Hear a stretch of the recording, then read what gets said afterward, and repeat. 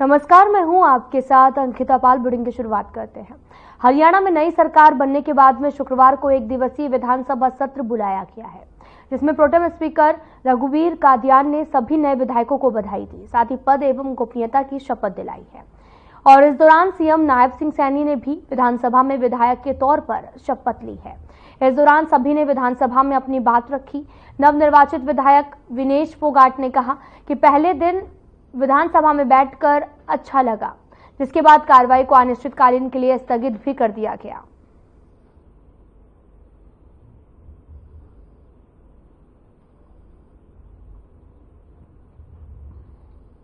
आपको बताते चलें कि सभी नए विधायकों ने शपथ ली है और साथ ही हरियाणा विधानसभा के नए अध्यक्ष हरविंदर कल्याण बनाए गए। एमएलए बनकर जो पिता का सपना है वो पूरा किया है उन्होंने।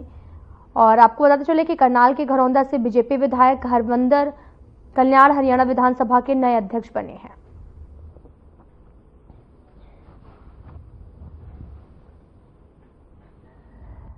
मैं नायब सिंह जो हरियाणा विधानसभा के लिए सदस्य निर्वाचित हुआ हूं, ईश्वर की शपथ लेता हूं, सत्यनिष्ठा से प्रतिज्ञान करता हूं कि मैं विधि द्वारा स्थापित भारत के संविधान के प्रति श्रद्धा और निष्ठा रखूंगा, भारत की प्रभुता तथा अखंडता को बनाए रखूंगा तथा जिस पद को मैं ग्रहण करने वाला हूं उसके कर्तव्यों का श्रद्धापूर्वक निर्वहन करूंगा। हरियाणा विधानसभा के एक दिवसीय सत्र में हरविंदर कल्याण को विधानसभा अध्यक्ष चुना गया है, जबकि कृष्ण मिड्डा को विधानसभा का उपाध्यक्ष बनाया गया। सीएम नायब सिंह सैनी ने सदन में हरविंदर कल्याण के नाम पर प्रस्ताव रखा। बीजेपी विधायक रणबीर गंगवा ने इस प्रस्ताव का समर्थन किया।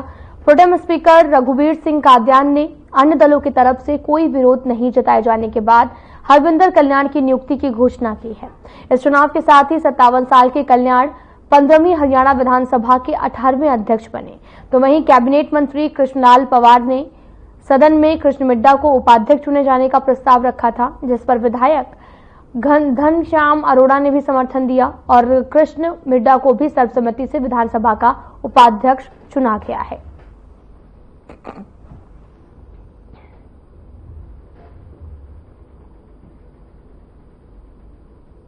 मैं श्री हरविंदर कल्याण विधायक को सर्वसम्मति से अध्यक्ष पद के लिए निर्वाचित घोषित करता हूं। वे अपना आसन ग्रहण करें।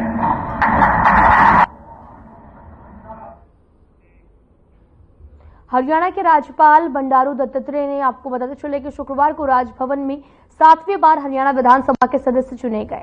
वरिष्ठ विधायक डॉक्टर रघुवीर सिंह कादियान को विधानसभा के प्रोटेम स्पीकर के तौर पर भारत के संविधान के प्रति श्रद्धा और निष्ठा और प्रभुत्ता और साथ ही अखंडता को बनाए रखने और कर्तव्यों का श्रद्धापूर्वक निर्वहन करने की शपथ दिलाई है।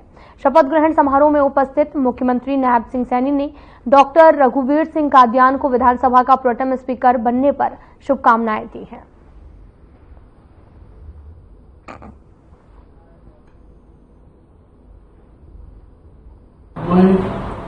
डॉक्टर रघुवीर सिंह कादियान जो हरियाणा विधानसभा के लिए सदस्य निर्वाचित हुआ हूँ, ईश्वर की शपथ लेता हूँ कि विधि द्वारा स्थापित भारत के संविधान के प्रति श्रद्धा और निष्ठा रखूंगा, भारत की प्रभुता तथा अखंडता को बनाए रखूंगा तथा जिस पद को मैं ग्रहण करने वाला हूँ उसके कर्तव्यों का श्रद्धापूर्वक निर्वहन करूंगा।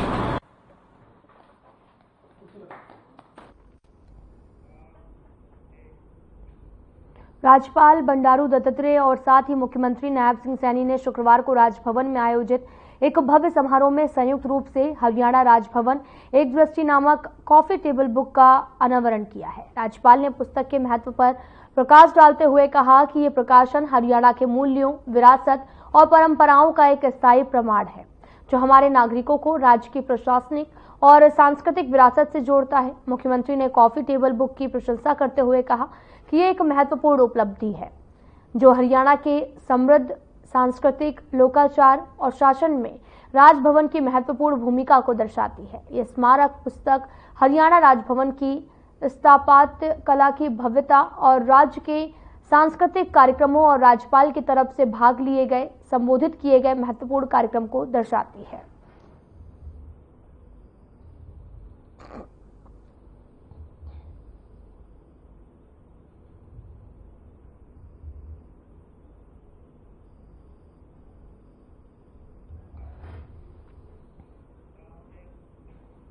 खबर करनाल से है, जहां पर पुलिस ने महिला के ब्लाइंड मर्डर केस का खुलासा किया है और एक आरोपी को गिरफ्तार किया। जानकारी के अनुसार 20 अगस्त को शेखपुरा में गन्ने के खेतों में एक अज्ञात शव मिला था।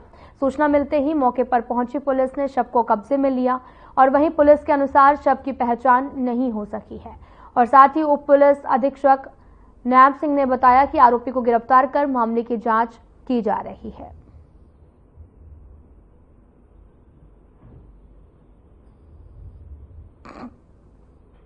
शेखपुरा गांव में खेतों में ईख के खेतों में एक अननोन डेड बॉडी मिली थी जो महिला की थी।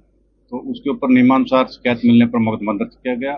मुकदमा दर्ज करने के बाद हमारे माननीय पुलिस अधीक्षक मोहिता हांडा ने मामले की गंभीरता को देखते हुए विशेष टीम का गठन किया था CA2 इंचार्ज के अध्यक्षता में। जो टीम ने अच्छी तरह अनुसंधान करते हुए कड़ी से कड़ी जोड़ते हुए महिला की पहचान कर ली। महिला की पहचान पूजा कुमारी के नाम से हुई।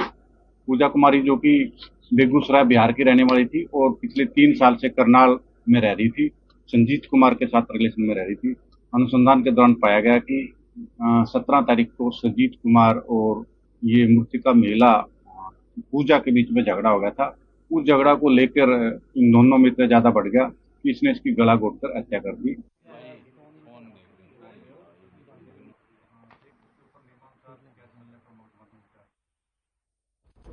पूर्व मंत्री असीम गोयल ने अपने जन्मदिवस के अवसर पर ब्लड डोनेशन कैंप का आयोजन किया, जिसमें भारी संख्या में युवाओं ने रक्तदान किया है और मौके पर उन्होंने बीजेपी सरकार की जमकर तारीफ की। जन्मदिन के मौके पर पूर्व मंत्री असीम गोयल ने कहा कि वो अपना सौभाग्य समझते हैं कि उन्हें जन्मदिन के अवसर पर आशीर्वाद मिल रहा है। तो वहीं कुमारी शैलजा के बयान पर तीखी प्रतिक्रिया भी दी। दरअसल कुमारी शैलजा ने कहा था कि बीजेपी की तरफ से घोषणा पत्र में महिलाओं को जो 2100 रुपए देने और 500 रुपए में गैस सिलेंडर देने का वादा किया था, वो बीजेपी सरकार कब देगी। इस पर असीम गोयल ने कहा कि कुमारी शैलजा कर्नाटका, तेलंगाना और हिमाचल की चिंता करें, जहां बड़ी बड़ी घोषणाएं करके कांग्रेस सत्ता में आई थी।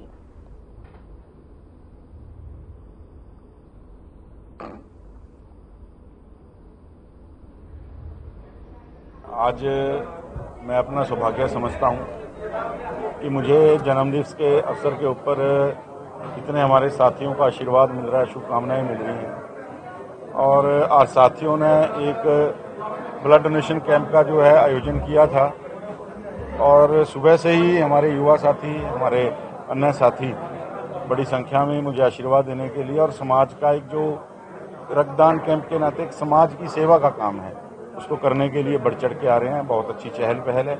और एक दूसरा ब्लड डोनेशन कैंप अभी ITI के अंदर भी, जो बॉयज़ की ITI है, उसमें भी लगाया जा रहा है और वहाँ भी काफ़ी अच्छी संख्या में जो है ब्लड के यूनिट्स एकत्रित होने का अंदाजा है। तो मैं सभी जो समाज सेवक यहाँ पर उपस्थित आए हैं उन सबका बहुत बहुत धन्यवाद करना चाहता हूँ। ये हमारे देश के जननायक प्रधानमंत्री वो अपने जन्मदिवस को सेवा पखवाड़ा के नाते मनाते हैं और उन्हीं की सीख के ऊपर चलते हुए सभी भारतीय जनता पार्टी के कार्यकर्ता अपने जन्म दिवस के ऊपर कोई और तरह की सेलिब्रेशन ना करके समाज सेवा से जुड़ा हुआ कुछ काम ही करते हैं।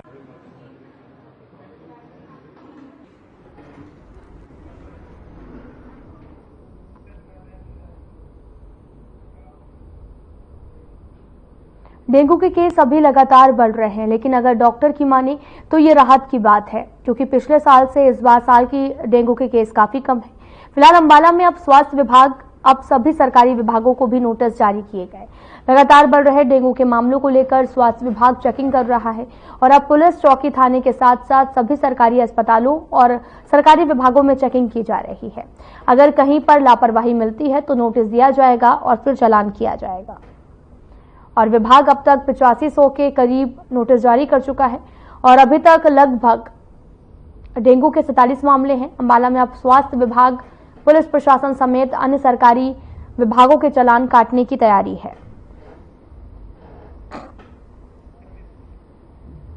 आपको बताते चलें कि लगातार अंबाला में डेंगू के मामले बढ़ने लगे हैं और लगातार स्वास्थ्य विभाग ने कई तरह के नोटिस जारी किए। हालांकि राहत की बात यह भी है क्योंकि पिछले साल के मुकाबले इस साल डेंगू के मामले काफी ज्यादा कम हैं, जिसको लेकर स्वास्थ्य विभाग ने नोटिस जारी किया और साथ ही उन्होंने ये भी बताया कि सरकारी विभागों में लगातार चेकिंग की जा रही है और डेंगू के मामले अभी तक 47 मामले ही सामने आए हैं।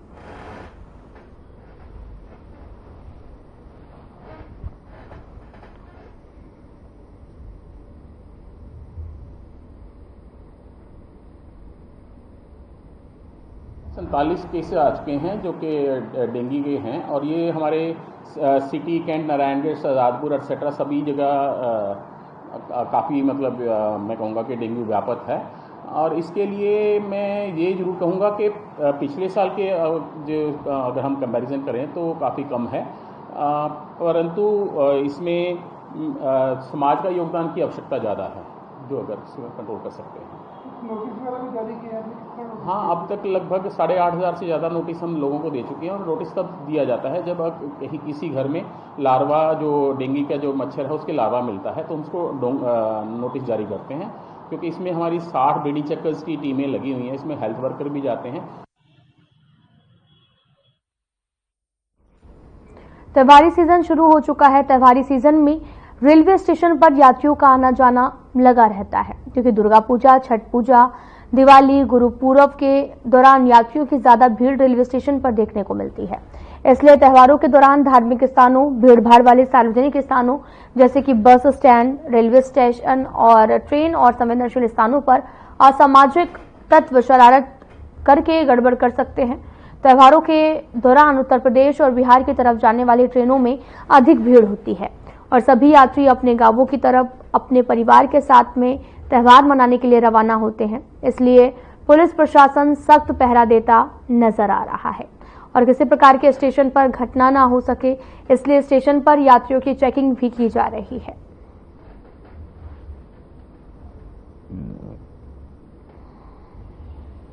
मैं आपको अवगत कराना चाहता हूं कि आगामी समय में दीपावली, छठ और ये त्यौहार आ रहे हैं। इस सीजन में काफ़ी लोग यहाँ से अपने घर जाते हैं, वापस आते हैं, तो नॉर्मली स्टेशन पे काफ़ी भीड़ रहती है।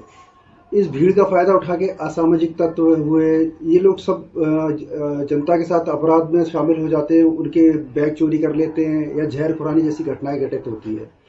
तो इसके रोकने के लिए जीआरपी और आरपीएफ और डॉग स्क्वाड की टीम बल्कि समय समय पर लगातार चेकिंग करती हैं, ट्रेनों में जाके यात्रियों को जागरूक करती हैं कि किसी भी अनजान व्यक्ति से कोई खाने पीने की वस्तु ना खाएं, कोई वो आपके भाषा के अनुसार या आपके क्षेत्र का बता के आपके साथ घटना घटित कर सकता है। इसी को रोकने के लिए हम समय समय पर चेकिंग करते रहते हैं। कुरुक्षेत्र में पराली जलाने के मामले थमने का नाम नहीं ले रहे। कृषि विभाग के आला अधिकारियों का मामले को लेकर कहना है कि वो लगातार पराली जलाने वाले किसानों को चिन्हित कर उनके खिलाफ कड़ी कार्रवाई की रूपरेखा तैयार कर रहे हैं। अधिकारियों के साथ में ये भी कहा गया कि पिछले साल के मुकाबले इस साल किसानों के अवशेष जलाने की घटनाओं में लगभग 49% की कमी आई है, जो व्यापक कार्य योजना का परिणाम है और कई जिलों में पराली प्रबंधन पर जो काम किया गया है।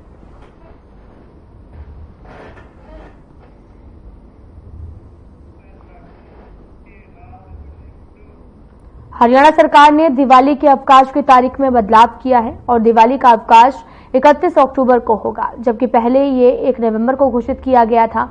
इस बदलाव में सरकारी कर्मचारियों को एक अतिरिक्त अवकाश भी मिलेगा क्योंकि 1 नवंबर को हरियाणा दिवस का अवकाश रहता है और इस तरह से कर्मचारियों को कई छुट्टियां भी मिलेंगी।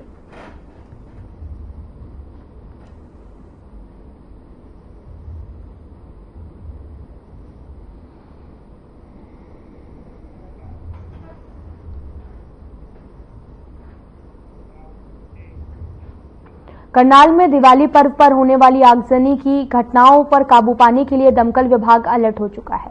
विभाग ने सभी अधिकारियों, कर्मचारियों की छुट्टी रद्द कर दी है ताकि समय रहते आगजनी की घटना पर पहुंचा जा सके। आग से होने वाले नुकसान को बचाया जा सके। इससे अलग अलग विभाग की ओर से जिले में 10 निर्धारित जगहों पर 19 गाड़ियों को तैनात किया गया। इनमें से छोटी और बड़ी दोनों गाड़ियां शामिल हैं। इन जगहों पर गाड़ियों को खड़ा किया गया है ताकि क्षेत्र में आगजनी होने पर दमकल विभाग की गाड़ी तुरंत पहुंच सके। फिलहाल विभाग के पास 178 अधिकारी और कर्मचारियों का स्टाफ है जो 3 नवंबर तक बिना कोई छुट्टी के 3 शिफ्टों में कार्य करेगा।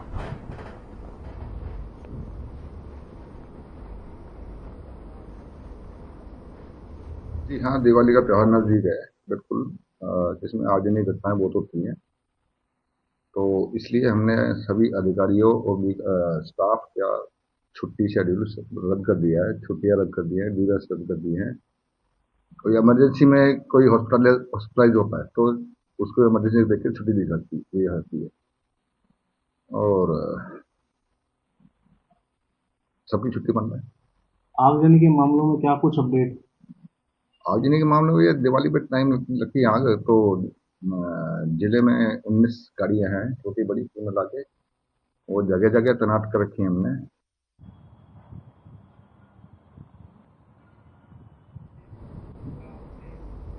तो वहीं करनाल के सेक्टर 35 में मिष्ठान स्वीट्स के सामने बाइक सवार बदमाश कार चालक से 50,000 रुपए लूटकर फरार हो गए हैं। वारदात के समय पीड़ित अपनी कार में बैठा हुआ था। फिलहाल पुलिस पीड़ित की शिकायत के आधार पर मामले को लेकर जांच में जुटा हुआ है।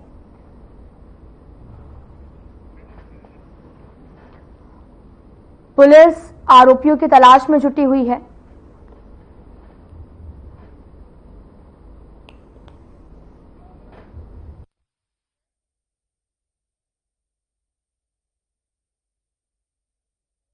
बाइक सवार बदमाशों ने 50,000 रुपए लूट की घटना को अंजाम दिया है और ये पूरा मामला करनाल से है, जहां पर बाइक सवार बदमाशों ने 50,000 रुपए लूटे हैं।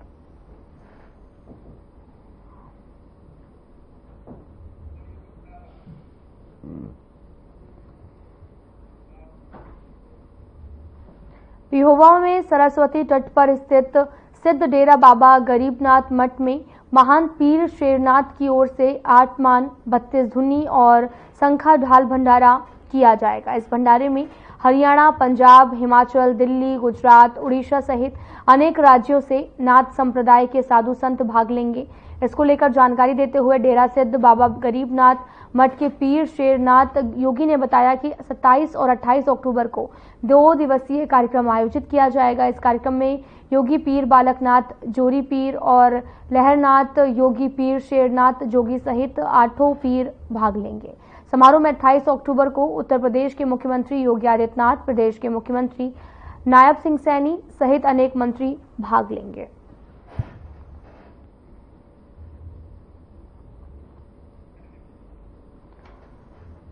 शंखा ढाल भंडारा का आयोजन होना है और जिसको लेकर आपको बताते चले कि एक पोस्टर जारी किया गया और 2 दिवसीय ये कार्यक्रम आयोजित होना है और जिसको लेकर सीएम सैनी और यूपी सीएम योगी आदित्यनाथ भी मौके पर मौजूद रहेंगे। 2 दिवसीय कार्यक्रम का आयोजन होना है।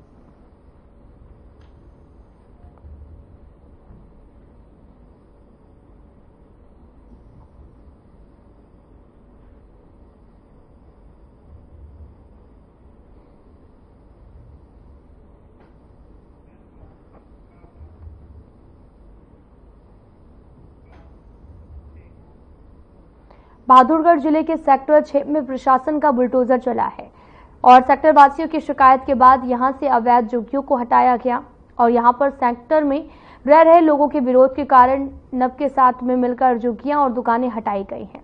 यहां पर रह रहे लोगों को भी खदेड़ा गया। जिनकी झुग्गियों का हटाया गया है उन सभी ने दिवाली तक का समय मांगा, लेकिन उनकी एक नहीं चली है।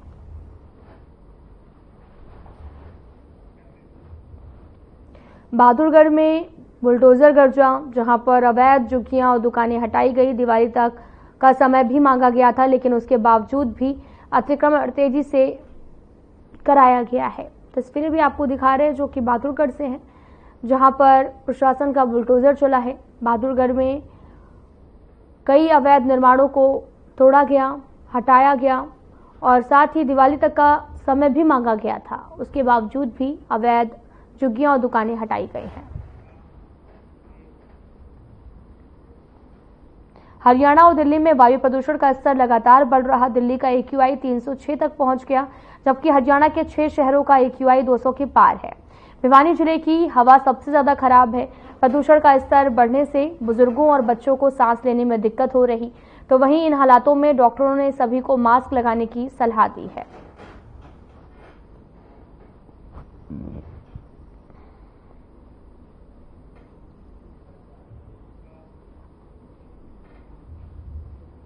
आपको बताते चले कि खबर रेवाड़ी से है, जहां पर हरियाणा के रेवाड़ी में 6 अक्टूबर की रात राजमिस्त्री का काम करने वाले 30 साल के शख्स का ब्लाइंड मर्डर हो गया है, जिसका अगली सुबह से खून से सना हुआ शव बरामद हुआ। शव की झाड़ियों में पड़ा मिला, लेकिन 20 दिन बीत जाने के बाद भी स्मार्ट पुलिस के हाथ खाली है, जिसे लेकर परिजनों और ग्रामीणों में भारी रोष देखने को मिल रहा। हत्या आरोपी की गिरफ्तारी को लेकर परिजन और ग्रामीण पुलिस अधीक्षक से मिले, जिन्होंने उन्हें एक सप्ताह में आरोपियों की गिरफ्तारी का आश्वासन दिया।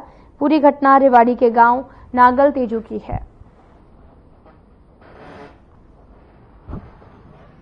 और ये हमारे गांव की घटना है। 6 तारीख रात को संजय शनोप चंदूराम प्रजापत समाज से संबंधित है, 35 वर्ष की आयु का लड़का सुबह 7 तारीख को सुबह 5:30 बजे पता चला कि मरा हुआ पड़ा है नागल तेजू बस स्टैंड पर, जहां ईंट और नुकीले पत्थरों से मार मार के उसके आंख कान तक खराब किए हुए थे। और आज 19-20 दिन होते आ रहे हैं, लेकिन अभी तक किसी प्रकार का कोई सुराग पुलिस नहीं लगा पाई है। ये 6 तारीख की रात को संजय गया था और सुबह 7 तारीख की रात को मृत्यु अवस्था मिला है। क्या किस तरह की हालत में मिला? हालत कुत्ता से बेहतर कर रखी है, ईंट पत्थरों से मार मार के, और अभी तक पुलिस ने कोई सुराग नहीं काटा। क्या कह रही है पुलिस? अभी कर रहे हैं, कोई कार्रवाई नहीं कर रही अभी। अभी आप एसपी से मिले, क्या आश्वासन मिला? एसपी ने ये कहा है कि 7 दिन के भीतर हो जाएगा। आए मुजरिम के लिए आए, मुजरिम अभी नहीं पकड़ा गया है। घर पे जाए से पुलिस कोई कार्रवाई ना करे। 19 दिन हो गए, अभी कोई वो नहीं है। कितने दिन हो गए? 19 दिन हो गए। हाँ, कोई कार्रवाई नहीं है। नहीं कराए क्या उन्होंने 1 हफ्ते का टाइम लिया है, कह रहे कि 1 हफ्ता में करवा देंगे। क्या शक है आपको किसी पर? अभी तो किसी पे भी कोई शक नहीं है। किस हालात में मिली थी? पत्थरों से और ईंटों से मार रखा था। शाम को 6 बजे घर से गया था और 5 बजे पता चला, तो सुबह 5 बजे मिली थी डेड। राजपुरे में इतना ही। नमस्कार।